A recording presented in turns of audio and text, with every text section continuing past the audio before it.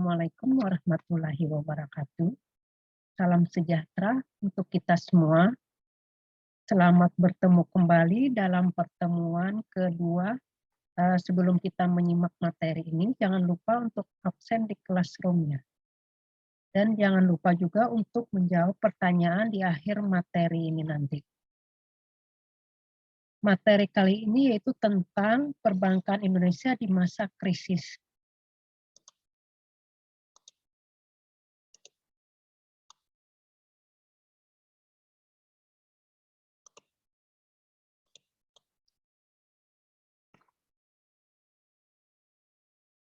Di awal permulaan krisis, di mana waktu itu Indonesia terjadi secara tiba-tiba. Tidak ada peringatan awal akan datangnya krisis, di mana waktu itu Bank Dunia di tahun 98 itu menilai dan menyatakan Indonesia sedang dalam krisis yang parah, di mana negara waktu itu mencapai dekade pertumbuhan cepat, stabilitas, dan pengurangan kemiskinan itu mendekati kehancuran ekonomi. Hal ini karena pertumbuhan ekonomi saat itu kuat dan semua fakta membuktikan bahwa keuntungannya sangat besar dan meluas. Bisa dilihat dari Badan Pusat Statistik yang memperkirakan presentasi penduduk dalam kemiskinan berangsur-angsur menurun. Ini bisa dilihat di era 1900-an dari 15,1% per tahun 1990 menjadi 13,7% tahun 93 dan 11,3% tahun 1996.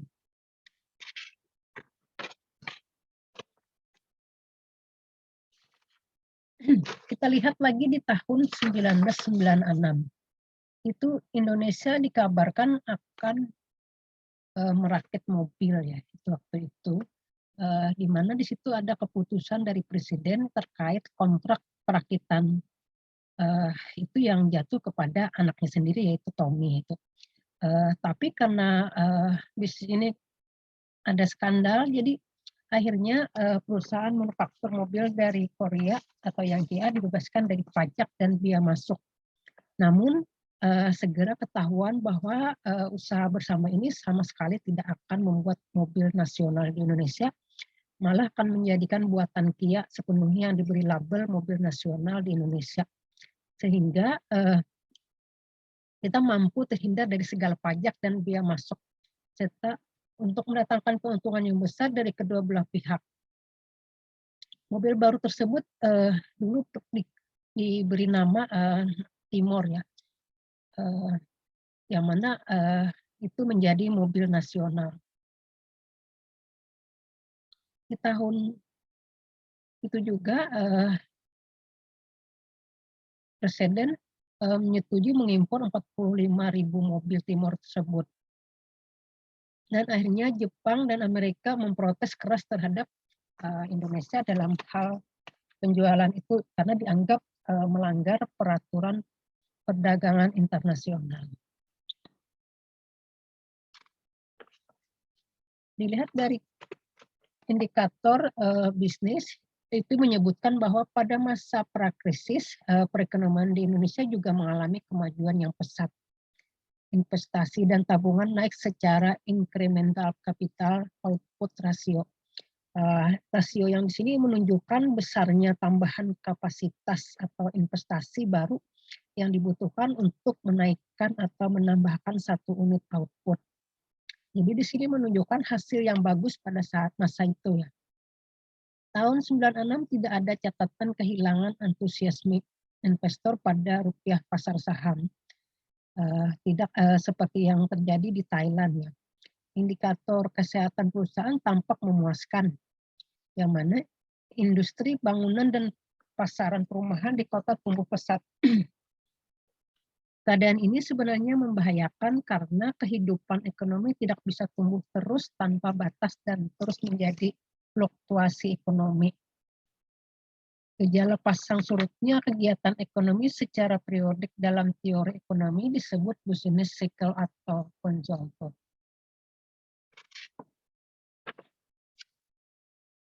Di masa krisis ini tahun 1997 Indonesia juga memiliki hutang jangka pendek yang besar dan segera jatuh tempo. Karena waktu itu banyak hutang masuk ke Indonesia yang biasanya dalam bentuk dolar Amerika sehingga semakin membengkak karena mengikuti pergerakan mata uang rupiah yang tidak bagus. Di sini juga sistem perbankan yang menangani semua uang ini sama sekali tidak tertata dengan baik. Jepang juga membuat mesin ekonomi kawasan Asia Tenggara masih mengalami resesi yang berkepanjangan sepanjang tahun 90-an. Jadi Indonesia tidak dalam kondisi bagus untuk menghadapi kejutan ekonomi. Yang mana keadaan cuaca yang buruk memperparah keadaan Indonesia karena bakal adanya kekeringan di El Nino yang parah setelah mengurangi produksi beras hingga 10% pada tahun 97-98-an. Dalam masa krisis ini juga masalah perekonomian tidak pernah lepas dari masalah politik. Respon pertama dari pemerintah terhadap krisis ini mencerminkan kesombongan dan kekurangnya kesadaran terhadap realitas. Reformasi diumumkan, namun proyek para kroni dan keluarga itu semakin menambah keruh keadaan. Di mana di sini terdapat praktek KKN yang menyebabkan keuntungan perekonomian rakyat karena praktek korupsi menyebabkan keuangan negara menjadi tidak sehat.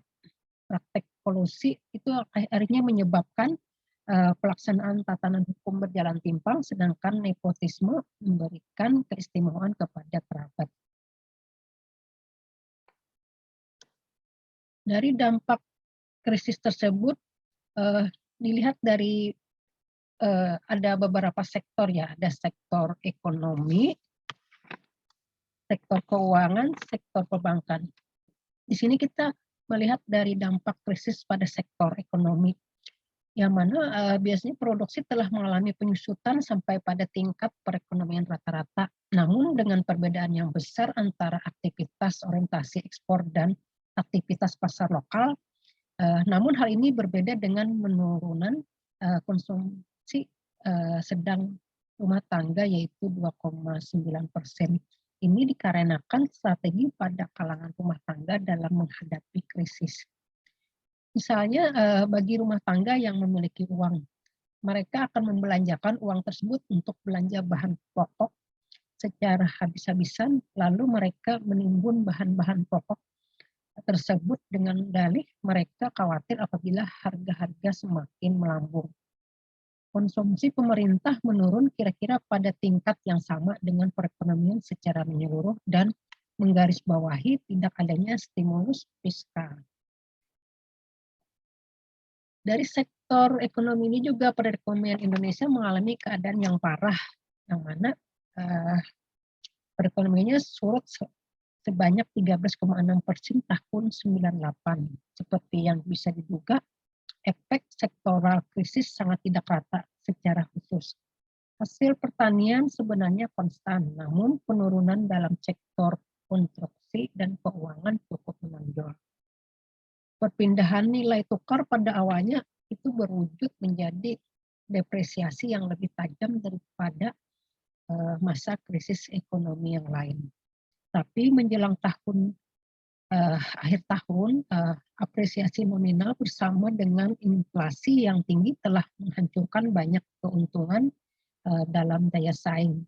Angka kemiskinan sudah pasti ini akan menunjukkan angka kenaikan jumlahnya sekitar 56% dari populasi. Masih dalam sektor ekonomi, neraca pembayaran juga dapat memberikan dimensi tambahan pada gambaran kehancuran perekonomian Indonesia ini. Sebagaimana tercatat keadaan keuangan berubah dari defisit menjadi surplus secara cepat, terutama dikarenakan oleh jatuhnya impor.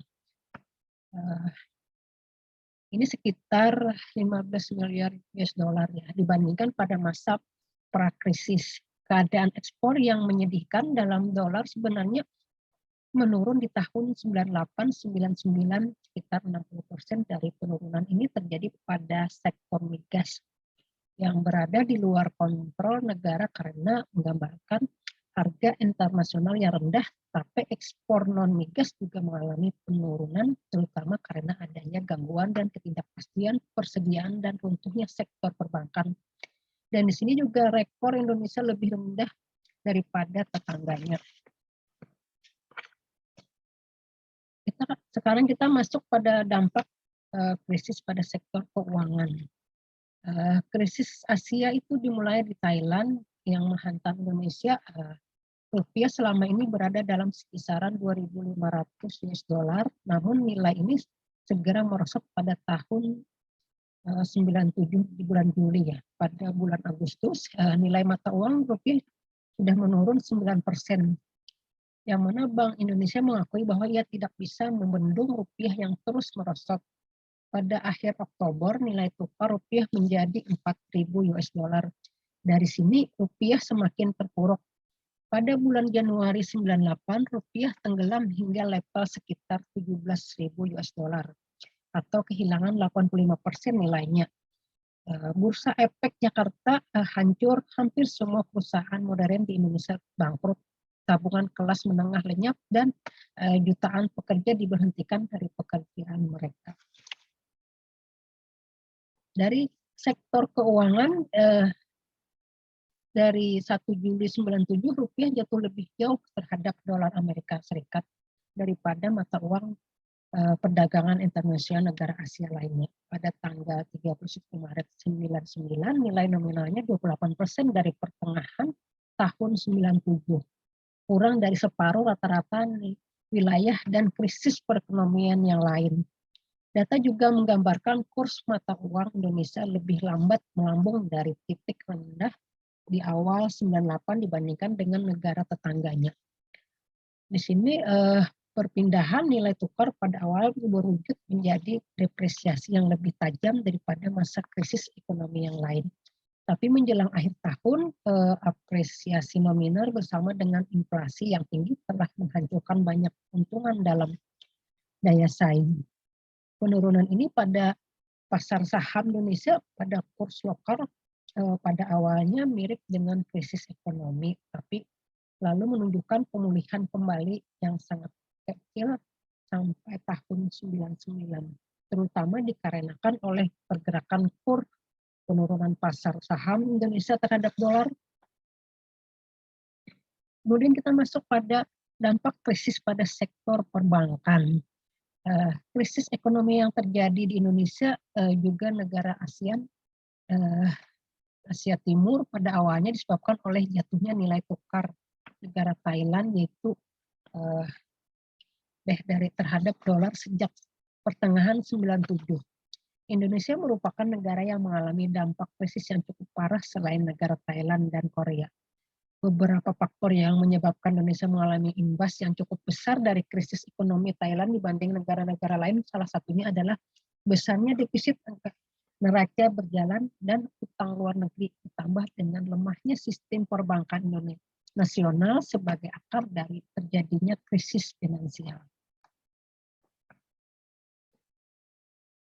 World Bank menyatakan 4 penyebab krisis ekonomi yang menyebabkan negara menuju kebangkrutan, yaitu pertama akumulasi hutang swasta luar negeri yang cepat dari tahun 92 hingga Juli 97 hingga 95% dari total kenaikan hutang luar negeri berasal dari sektor swasta ini, dan jatuh tempo rata-ratanya hanyalah 18 bulan. Bahkan selama 4 tahun terakhir hutang luar negeri pemerintah jumlahnya menurun. Yang kedua karena lemahnya pada sistem perbankan. Yang ketiga masalah governance termasuk kemampuan pemerintah menangani dan mengatasi krisis yang kemudian menjelma menjadi krisis kepercayaan dan keengganan donor untuk menawarkan bantuan finansial dengan cepat. Yang keempat adanya ketidakpastian politik untuk menghadapi pemilu yang lalu dan pertanyaan mengenai kesehatan presiden pada waktu itu.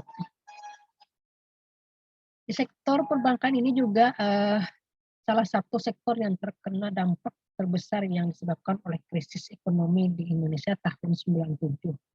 Akibat paket Desember 88 terjadi liberalisasi perbankan di Indonesia. Salah satu isi dari paket Desember 88 adalah memperbolehkan siapapun yang memiliki uang setidaknya 10 miliar rupiah dapat mendirikan bank di Indonesia.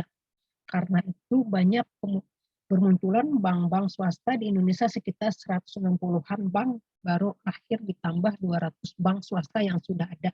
Hal ini adalah penyebab mengapa ada banyak bank yang mengalami kebangkrutan dan gagal clearing pada dekade 90-an itu menuju krisis moneter tahun 97-98. Faktor lain juga dari sektor perbankan yaitu yang menyebabkan terjadinya kebangkrutan pada dunia perbankan yaitu suku bunga kredit yang lebih tinggi dari suku bunga pinjaman. Akibatnya terjadi negatif rate yang menyebabkan beban para banker terlalu besar. Juga resesi ekonomi membuat kredit yang disalurkan menjadi tidak berarti. Bisa dikatakan bank-bank hanya tinggal gedung saja tanpa isi. Nah, demikian dulu materi kali ini. Kalau ada yang perlu ditanyakan tentang materi ini bisa WA ke Ibu ya. Dan Ibu ingatkan lagi, jangan lupa untuk absen di classroom dan juga menjawab pertanyaan yang Ibu berikan di akhir materi ini. Selamat mengerjakan, sampai bertemu kembali di materi berikutnya. Terima kasih.